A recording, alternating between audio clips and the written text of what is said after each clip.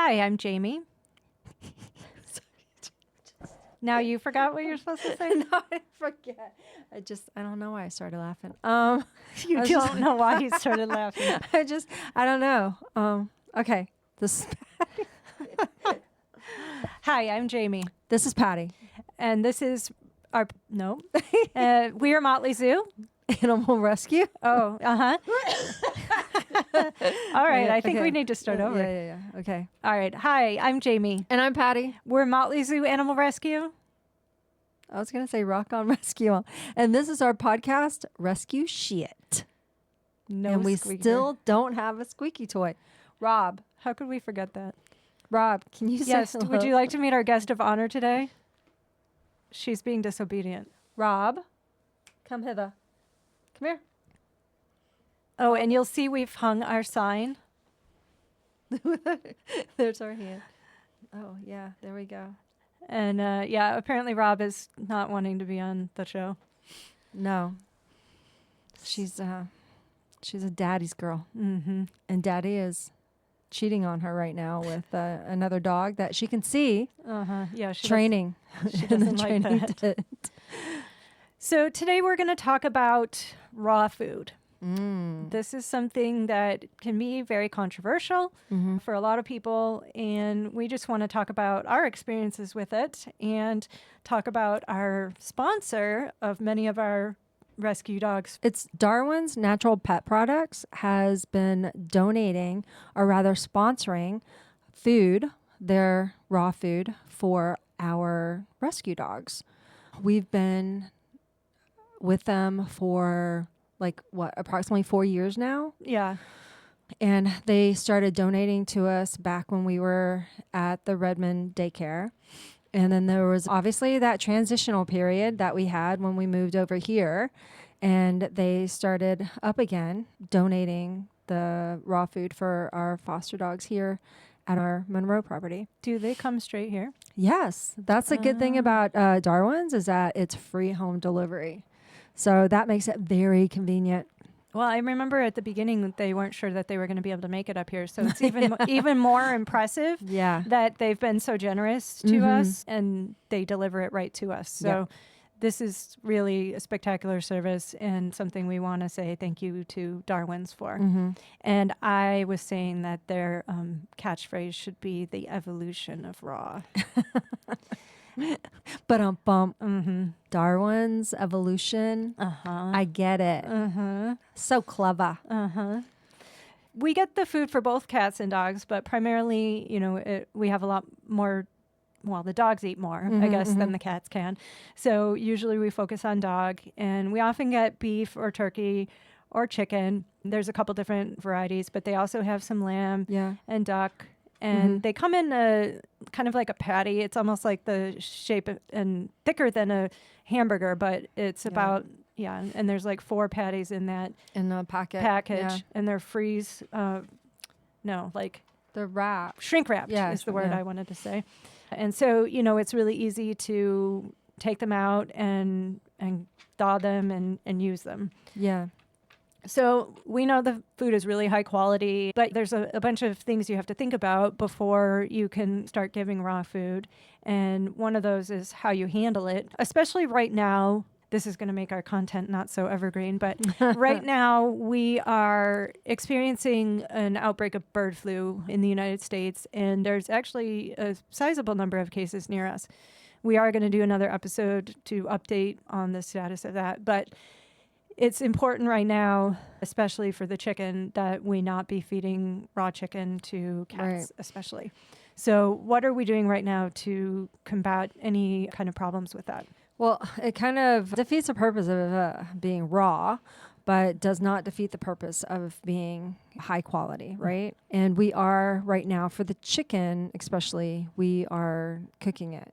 There have been some cases of contamination, not with Darwin's. There has been contamination of milk, so don't do raw milk. I don't do milk in general, so I don't have to worry about that. And we don't want to feed milk to our animals, but it is crossing over to the cows as well. And, the chickens, obviously you've seen it with our lack of eggs in the grocery store or our extremely high priced few eggs in the grocery store.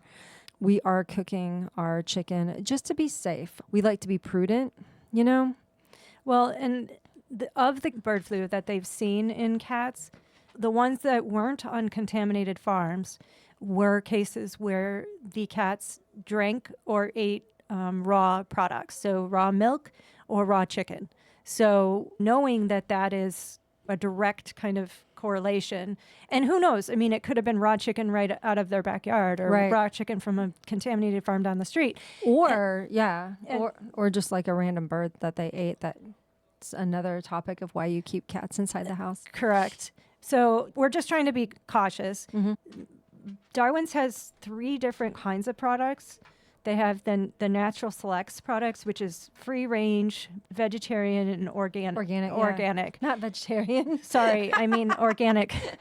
Organic Free range. veggies. Yeah, free range. Free range and organic for their veggie components. That's funny. It's human grade, ethically sourced. The price is a little bit more per package, so it's about $5 more than the biologics, which is called economy. Well, I mean, Economic. yeah, it's more economic, right? Because it's not free range. It's still ethically sourced, but it's not free range animals, and it's not organic veggies per se. Which is fine. I also wanted to mention, besides the Natural Selects biologics, which is the one we usually use, Yeah. there's intelligent design which is formulated for health issues. Yeah, so those are vet formulas, Mm-hmm. For for kidneys and liver, cancer, and other issues. joints. Yeah.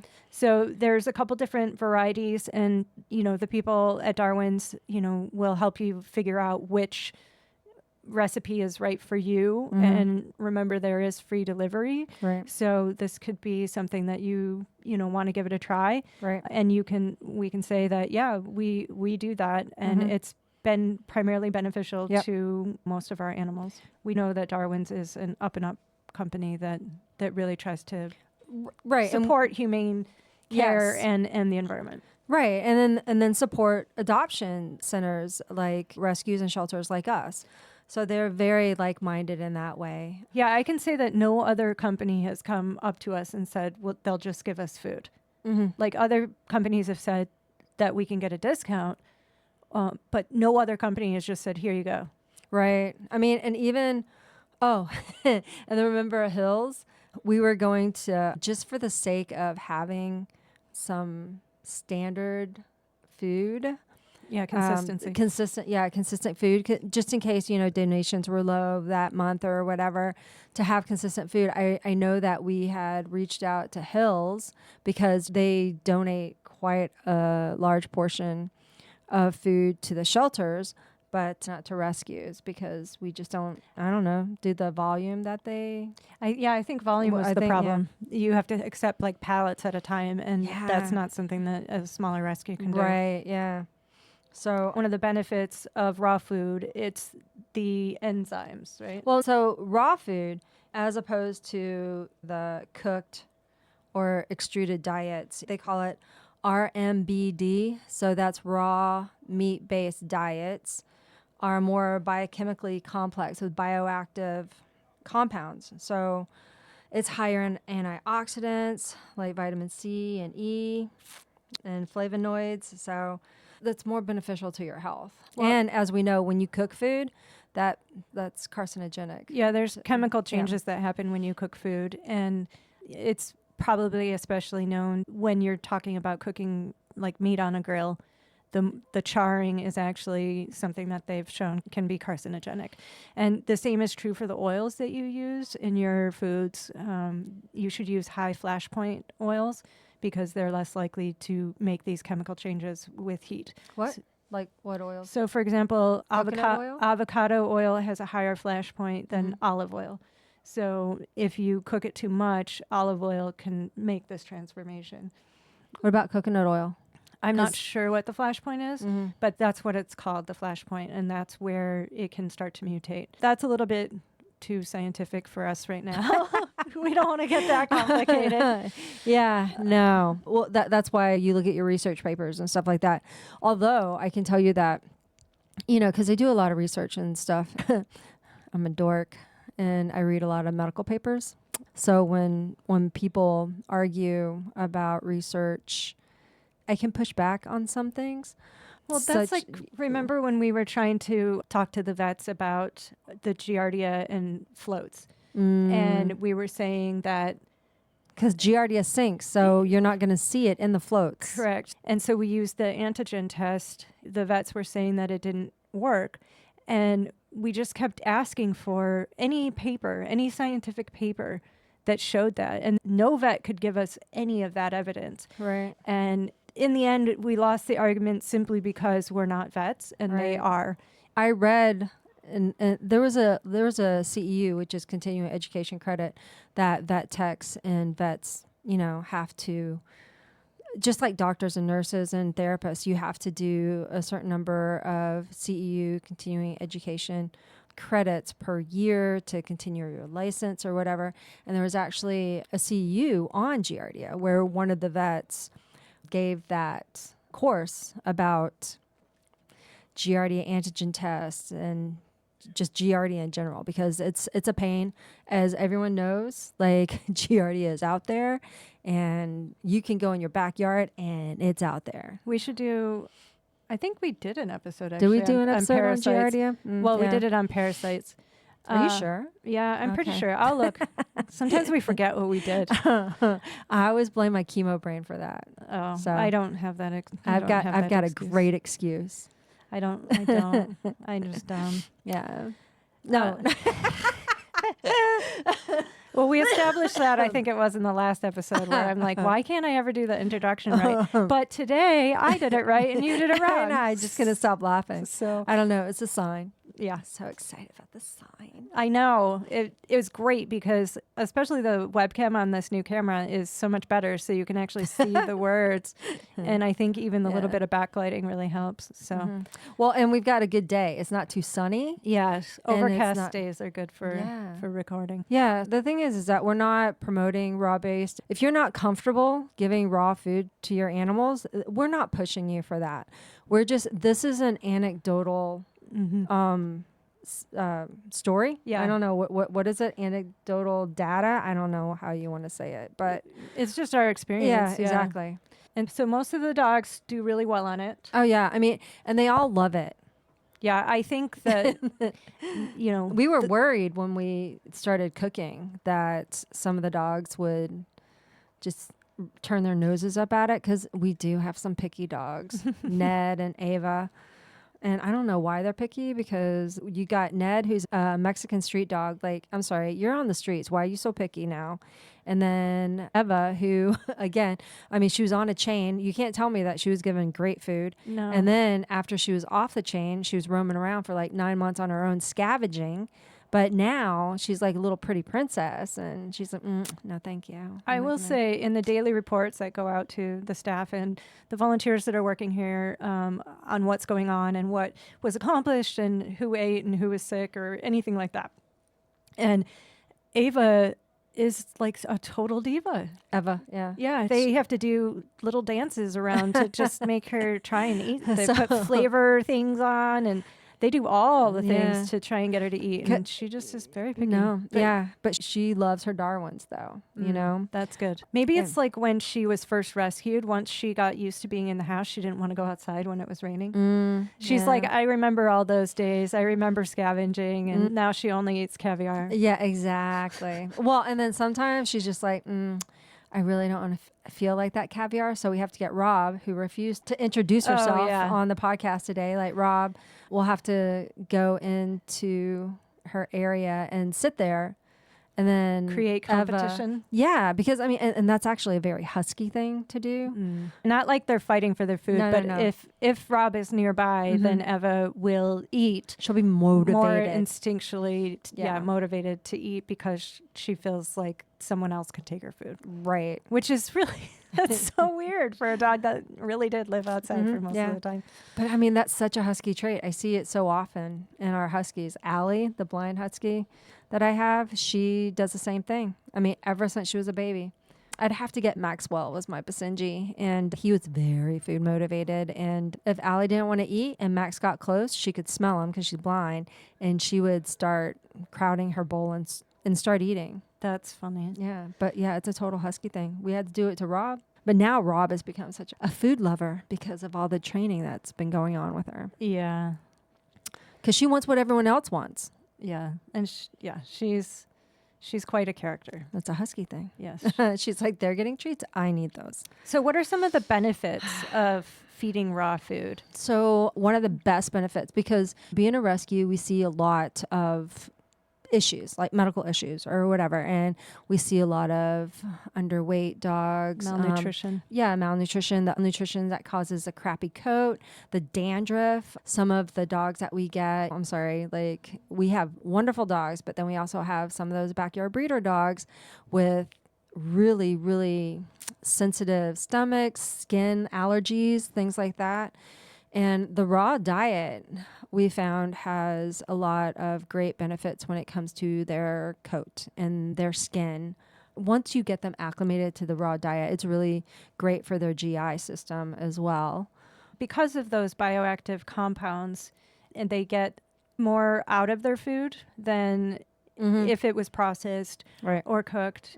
And the Darwin site states, less waste in the process of elimination, so less poop, which is true of any food that is actually a high quality, because it may be more expensive, but you'll feed less of it because it's not full of fillers. Right. And so their poops will be smaller because they're actually using more of the food. Well, it's less carbohydrates, less starch, less, you know. The carbohydrates can be what contribute to flatulence.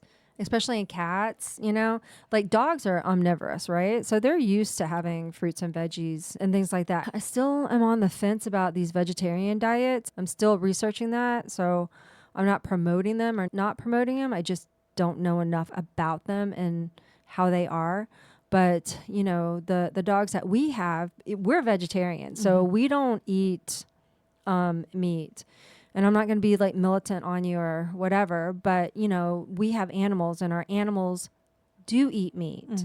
And then the dogs are omnivorous. So they also eat fruits and veggies. And so their stomach is different than a cat, where a cat is typically more carnivorous. So their digestive system is actually set up differently, and there's a shorter put to output length, and they are not really set up to digest these carbohydrates. So the raw food can actually help with allergies and some other things. So I will say the coat thing is a big thing. That is a very visual, immediate kind of thing that you can see a result of the raw food. Meatball used to have super greasy fur, and the people at the store said, try raw, which at the time I hadn't really thought of. It ended up being too hard for me to maintain it in the long term, but it did really work well. And then I did end up finding a kibble that worked pretty well for him, and he wasn't greasy after that. It seemed like a phase in his life. It was really weird. But, I mean, we gave him greasy teenager phase. Yeah, we gave him a bath like every... Except he wasn't a teenager. Well, he was literally in real years, but not in dog years. He was like in his 70s. But, yeah, I don't know. So I will say that the coat is one of the things that you see change in front of your eyes. After about 2 weeks or so being on a really good diet, their coat just changes and it becomes lustrous and soft, and before it was like just dull and flaky. So that is a very visual thing that you can see. Yeah, and there's different, because Jamie was saying how it was hard to keep up on that raw diet, and the raw diet, what we have is you thaw the packet. So that's easy peasy, right? Some people actually make their own raw food. I'm not a cooker. I don't like to waste my time. I mean, sorry, I do consider it a waste of time to eat and make meals. And I want everything. I think part of the reason for us was it was honestly just too gross for us. Like, it's really just too gross. Even the freeze-dried patties, the feeling of breaking them apart and everything, like, I prefer them, but I do not like the feeling of them. And I don't know. The meat part though just grossed me out a lot, and it grossed Brian out, and I think honestly that's really why we couldn't do it. But most people do eat meat. So you were talking about thawing it. Yeah. Why don't you discuss some of the safety involved in this? And this is typically handling. Yeah, this is typically why people frown upon feeding a raw diet, but because it's about the safety handling. Right, but right. if you're eating meat, you already should be doing these right. things. Yeah. I mean, and that's the thing is like they say that some raw diets that they've tested. The FDA, this is. Yeah, the FDA. Which, how much can we trust them anymore? well, not just that. I'm sitting here going, so I was looking at the statistics with the FDA, right? And the FDA was saying that, they found like Salmonella, E. coli, Listeria in the raw food they didn't give any names or anything, but they tested some raw food for animals. But then they didn't say how many other companies had recalls for Salmonella, Listeria, E. coli. And there's safety recalls all the damn time. Yeah. On kibble, on people food. People get I wasn't sick even all gonna go the with people. time. I was just comparing like dogs or cats, like I'm just comparing pet food, right? For example, when I moved here, I was like, I would never eat at Jack in the Box because growing up on the East Coast, there was a big like E. coli thing with Jack in the Box in the 90s. And so we never had it there. So the only thing we knew about Jack in the Box was a bunch of people got really sick and a bunch of people died. And it was a big deal. And so when I first moved here, I was like, I am never going there. But no one here thought that way because it's like, if that happened to McDonald's, like there's so many McDonald's everywhere, you just forget about it. But I will never forget about it. I've eaten fries there once, but that's it. And yeah, so it's the kind of thing where, people get sick. Yeah. And people seem to have far more recalls than animals. Yeah. And remember the romaine lettuce? Yes. Like I still won't eat romaine lettuce because I mean, wasn't that was like the longest time that we couldn't eat romaine lettuce. I know. And was it E. coli? No, I think it was Listeria. Yeah, whatever. Or Salmonella. No, I can't remember. It can't be Salmonella.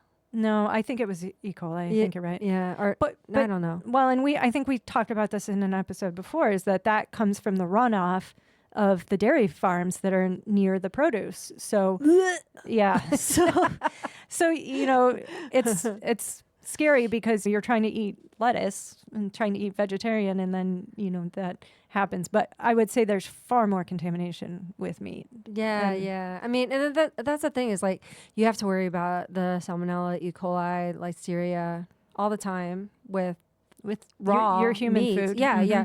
Because like if you're gonna have, because I remember when one of my dogs, when she was really sick with her cancer, I would do anything for her, which is cook like meat for her, which for me is kind of a thing, right? So I mean, and I used to eat meat too, and I would get grossed out by it. But going to the grocery store and I hadn't bought meat in so long, and I went to the beef section and I'm like, holy hell.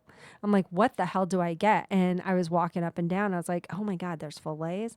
I'm like, do I get a filet mignon? I mean, I'm like, what's this roundhouse thing? And then, and then I'm just like, and it's just like, slabs of meat or whatever. Then there was beef cheek. And I'm like, what? Oh. Because I could picture it, right? And then there's like beef tongue. And I'm like, whoa, because I could totally picture it.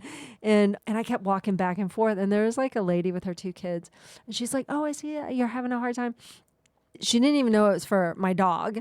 And then she's like, oh, you should try the beef cheek. It's so good. And I'm like, what? That's really funny. But you know what? I did end up getting it for her. And I actually just started grabbing meat. And I was like, oh, this one's already chopped up. I'm going to try this, and I did end up cooking it for her. But I have to tell you that I had that beef cheek because the other ones I could kind of like step away from the meat part of it, like the animal part of it, right? Because it didn't look like it. It just looked like chunks, right? Mm-hmm. And I'm like, okay, fine. I don't know where this is on the cow, right? But then it took me like a week to even get the beef cheek out because I kept looking at it and going, Yeah, just talking about it makes me want to I know. vomit. And then when I was like cooking it, it was so greasy. I'm like, Oh, yeah. and then she ended up not liking it. Oh no. The only meat that I give dogs now is if it's cooked. So like I'll go get a rotisserie chicken leg or something like that, or deli meat. Little Buttons now. He only eats deli meat pretty Really? much. Yeah. So But see, that's processed, so it doesn't look like it, right? no, I know, but yeah, I'll touch it because it's a little more familiar to me. But I never really did cook meat even before I was vegetarian. Right, I yeah. wasn't a big meat cooker. I did cook fish, but So basically, you get the food out of the freezer. you have to make sure that like whatever surface you use, you got to wash your hands, you got to wash the surface, you got to make sure that your utensils and then the bowl that you use for the meat is not Porous. yeah. So I Well- mean, we use steel. Yes. Yeah. Let's break it down a little further. So first of all, it has to be frozen at 40 degrees Fahrenheit or less to be ideal. Right. And then you take it out of the freezer and you put it in the fridge. You want to be defrosting it in the fridge. Right. Do not leave it on the counter. So it probably is going to take a whole day, Yeah. or maybe even a day and a half to Depending on your settings. to thaw in the fridge. And then once it's thawed, you need to use it. Darwin says between 2 and 4 days. So we pick the magic number 3. 3. We use it within 3 days. Yeah. And we write in Sharpie on the container. And they do give you a serving tub or a defrosting tub so that you can keep it in your fridge and the juices aren't going to leak or anything like that. So they give you a container to use. But it's important not to put it like on the top of your fridge. You want to put it on the bottom shelf so that if it drips or if it spills, it's not going to spill all over your fruit and produce. Yeah, and hopefully it won't spill because it is. I mean, I hate plastic, but it's in plastic. Plastic wrap. Yeah, yeah. So, But yeah. still, it sweats and it's Yep. and Ugh, yeah, the yeah. blood part is the part that Brian hates the most. Oh, really? Yeah. But But yeah, so then you dogs really don't care. no, you really should have a separate set of tools for this. So a separate cutting board, a separate bowl that you only use for that, a knife that you only use for raw meat. And you really have to make sure that you're washing them thoroughly, washing the surface thoroughly, and then washing your hands with hot and soapy water Right. And then also we do bleach baths, for the dishes. for the dishes because we have a lot of dogs, right? The only dishes that we use are stainless steel. Like I said, plastic and the ceramic or porcelain, they're porous. So, I mean, can you really get them 100% clean if something decides to stick? Which I didn't know that about ceramic because you think about a toilet and you think about it not being porous, right? Like, so Maybe it's got different coating as opposed to like what you eat and what you like put your ass not on. an edible. You're Yeah, not yeah, going to yeah. eat out of the toilet. So. No, that's so gross. Oh my gosh. Did you see there's a meme and they were eating out of the toilet. It was a clean toilet and it was like for a display, a specific display. And when they flushed, it was like chocolate. Oh, And I'm like, no, thank you. that's a tough Yeah. one. I Yeah. can't deal with that. No, that's, yeah, it was good. But I'm sitting here going, why would you want to eat out of the toilet anyway? Right. But yeah, I've actually never thought of that. You know what was funny is that I used to, if I was in a hurry to go to the daycare in the morning, I would bring my pills in my pocket, my medication. And as I took them out of my pocket, one of my pills went onto the floor in the dog room, in the little dog room behind the desk, and rolled. Ooh. And I picked it up and ate it. and then like Giardia. And Carrie saw me and she goes, "Did you just eat that?" And I was like, "Yeah." And I'm like, "I know these floors are clean because I cleaned them last night." And I'm like, that should be a commercial. Like it's We clean so and sanitize. clean that we'll eat off of it. But yeah, and then I was like, okay, I probably won't ever do that again. But I wouldn't do that at home because at home, You don't clean I don't every clean night every the way night we with- do. with disinfectants. So Yeah. I actually wasn't worried at all. Yeah. But yeah, she laughed at me and thought it was weird. Right. Well, but it is a little weird. yeah. And now But- I've admitted something embarrassing. But you know about what? myself. I'm sorry. 5-second rule, man. 5-second rule. Oh, Because if remember, we're outside, remember when we got Crumble Cookie and I handed you the box and it Oh, God, collapsed in the fuck. front seat of the car and they I all was and then we were picking through it, going, okay, which one is? well, and like some of them landed upside down on the really dirty floor mat, and there and was that no was- yeah, fucking no. way Mhm, that we yeah. were going to eat that. No, But yeah, we were like, okay, this one looks okay. This one looks okay. I was this one like, landed on my leg. this I'm is good. Such a travesty. We were so disappointed. It was like that slow mo, and then like that pan out to both of our faces, like not moving with our hands going. But do you know what? They changed the boxes because I guarantee you enough people complain that their boxes just collapsed. You're so flimsy. So they changed the boxes. Yeah. And I was like, oh, you changed the box. That's great. Yeah. 'Cause Now what they need to do is change their egg policy and stop doing like battery cage egg people. Oh, Yeah. Hey, Crumble Cookie, if you're listening, free range, man. Free range. No, free roam, not free range. Because I think now, like, you can say free range, but it just means that they're not in the battery cage, but they're still in a barn. And I think free roam is they're out in the pastures Yeah, they're like getting wing avian to flu. wing in inside a barn, and they still can't move around very well. Yeah. Yeah. No, if you're gonna get eggs, then you want to make sure that you gotta take care of those chickens. Yeah. Anyway, So we're almost salmonella. Yeah. We're almost out of time. Yeah. Is there anything else that you want to talk about? How do you know we're out of time? Because we're at our time. Oh, because I can't see. Well, there's a timer right there. Okay, I still can't see. So Patty doesn't do any of the what is it? I just talk. Post productions. Yeah, She's not. Yeah, she just talks. I'm like, I don't have time. Not that Jamie has time, but like, yeah. yeah, but at least this is something I like doing. I like doing the editing, and I like doing. I would get bored. It, I got bored. I got bored the other day just trying to go through, like looking at current fosters and not current fosters with the software, Oh, And then I told Sylvette, I was like, okay, I'm bored now. I got to do something. that's funny. Yeah, it does take a long time. Like for each episode, it probably takes So, me Yeah. 2 hours, maybe. But that's the problem with ADHD. You either get hyperfixated, or I'm like, I can't do this. I gotta go. yeah, I just have trouble doing things that I really don't want to do. I'll come back to it. That was the thing. That's what I said too. And I was like, I'll come back to it. Goddamn, but not today. But yeah, like no. So raw food.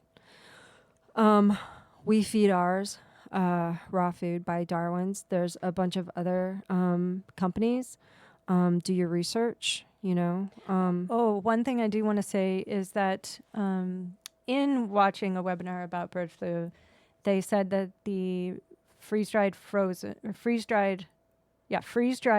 raw doesn't kill the flu virus.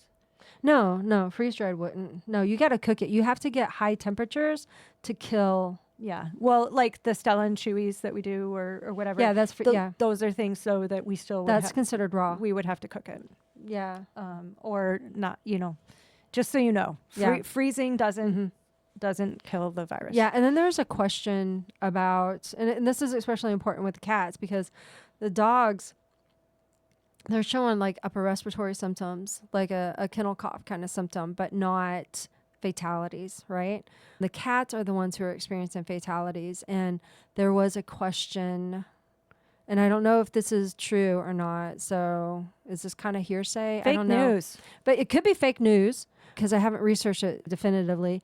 But the Big Cat Sanctuary in Shelton, the thought was like, hey, because they're outdoor or whatever, the wild birds, they got the wild birds contaminated their enclosures. But then another one was like, was their food contaminated? Mm-hmm.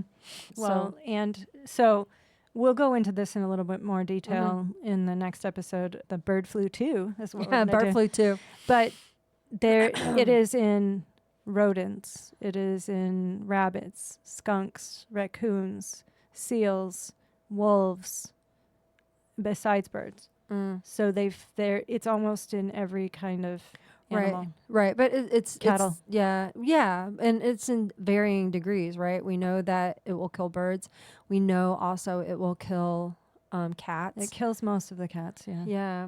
Yeah. But a seal in Chicago died from it. Mm-hmm. You know, so I mean, and who knows, maybe there's something else going on with that seal, right? And that's one of the things. And like I said, we're not fear mongers or anything like that, but I'm always cautionary until I know more. And that is the reason why with our chicken, we have been cooking our raw chicken. Mm-hmm. And it's still less processed than kibble. Mm-hmm. So That is a bit of a conundrum that we're doing that, Yeah. but the reason we get it is because it's better food, not just because it's raw. right. And I know that the pet stores, they are still selling raw food. Mm-hmm. And they would know when the recalls are coming out. They have faith in their suppliers of raw foods, like, you know, Darwin's, Well, or like Small Batch is another brand, Northwest Naturals. I think too that, you know, when you're working for a better pet food company, like you're not selling to the masses, and so I often think that the processes and the sourcing are more thoughtful, more deliberate, and yes, they're still there to make a profit, but they're going to take fewer chances than Alpo. But in general, these companies are in it for the animals' humane care and Right, the raw food people, and the as health. opposed to like some mass producing kibble people. What was that show that you watched? oh, all right, yeah. So there's a movie out there called Pet Fooled, and it is. Where'd you see it? I want to say it was Netflix, but if you just look up where can I watch Pet Fooled, it will tell you. And I could not believe how disgusting the industry is. And the pet food industry in general, they are their own watchdogs. So how much do you think they actually pay attention or care or monitor themselves? So there's no third party monitoring what's going on here. And one of the scenes, and you will have to watch it to believe it, but they had this pile of horses and cows, like carcasses. I hate. And they were like, well, how else would we deal with them if we weren't going to put it in pet food? Like they were saying there would be an extreme backup of carcasses in the landfills if they weren't instead feeding it to the dogs. And so it's like, of course, the dog is the way we dispose of our crap. Mm-hmm. And trash cans, I was just like, garbage disposals. that was their argument, literally. Where else are we going to put it? And I was like, wow. Mm-hmm. So when you see that those are the people making decisions about pet food, you really have to start to think about it. Right. And this too is why a lot of people cook their own pet food. For them. Yeah. And I wanted to tell you, I saw Just Food for Dogs in the grocery store in Albertsons. Really? Yeah, instead of Fresh Pet, they have Just Food for Dogs. Interesting. And that was a food that we used for one of my special needs. Yeah, I do it quite often with my special needs that won't eat. It was cooked, though. It's cooked Oh, food. yeah, it's cooked food. It's kind of like the farmer's dog or something. Maybe I'm not like the total like raw food person, because there are people that feed raw food to puppies. Oh, yeah. And I don't do that. Not We either. don't do that. It's kind of like, my whole thought is like, it's kind of like honey, right? You don't give babies under a year honey. You don't give puppies. Actually, you don't want to give honey to dogs under a year old because of botulism, right? I think it's botulism. Is it botulism? I don't know, which is weird. Don't quote because- me on that. Because honey is actually an antibiotic. Depending on it, because you got to Well, figure that. Well, but But it lasts for millions of years, thousands of years. But you're talking about manuka, and manuka is totally different than like your freaking like clover stuff in the U.S. I mean, manuka is like freaking expensive as hell. But yes, she's correct. Manuka is supposed to be an antibacterial. It promotes healing. It's like, but you got to look and you got to look and see like how much of the concentration of the whatever it is. I did research this because with my surgical complications, I actually have manuka, and I was taking it every day to help. In a pill? No, honey. Oh. Yeah. Oh, okay. Just like Honey. putting honey Yeah. on stuff. Yes. Mm. And then not normal honey, because like, you know, the honey that we get here in the U.S., it doesn't have the properties that manuka does. I see. So manuka is very special, very expensive, from New Zealand only. But yeah, she's correct. But you know what? I didn't look at manuka for kids under 1. I was just looking at the benefits of it just because of my lack of healing abilities. So they like touted manuka as something to do besides increasing my intake of protein. So you can make your own raw food. You can purchase raw food that's already pre-made, save you some time. Because they in that put way. like veggies and nutrients in it. Well, yeah, the they, raw food, they too. well, they make it well balanced, right? Whereas like if you make your own, you better do some research. Right. Like you can't just give them a piece Yeah. of chicken and think that that's enough. Mm-hmm. You would have to put supplements and Exactly. taurine. Yeah. It's Well, important for heart development. and then that's the thing is like Jane was talking about just food for dogs, which ironically, they do make their pre-made, which I use a lot because it basically looks like food because it is. And they have recipes on their webpage, but they have a supplement that you can add to your food to help make it, if you're making your own food, it's like a vitamin supplement to make it more well balanced. Interesting. Yeah, that's correct. All right. Well, we have run out of time for today. I'm Jamie. I'm Patty. This is our podcast, Rescue Shit, Rock on. Rescue On. Yay. Yeah, and don't forget to email us if you have any Yes. questions or want to talk about a certain topic or listen to us babble about a certain topic. RescueShit@motleyzoo.org.